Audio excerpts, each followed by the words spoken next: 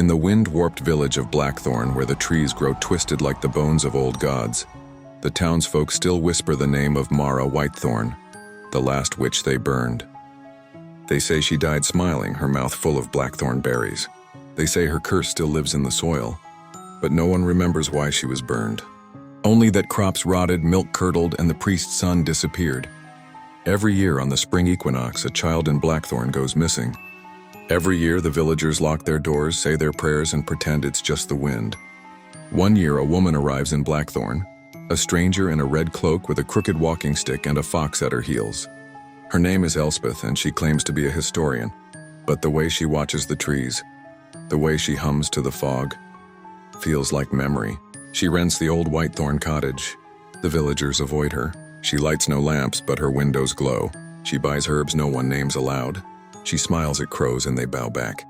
Elspeth begins her search, not for the missing children, but for what took them. She walks the forest by moonlight. She sleeps beside the old cairns.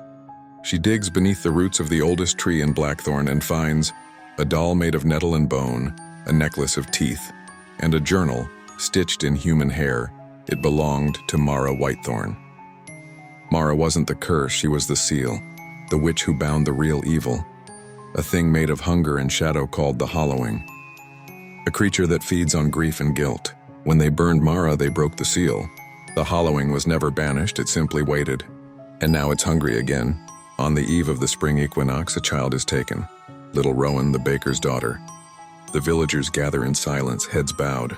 They expect the worst, but Elspeth does not. She walks into the woods alone, armed with only a charm of salt, a blade of bone, and her own name. She finds the Hollowing in the ruins of the old chapel, wrapped in the voices of the lost. It speaks in dozens of stolen tongues.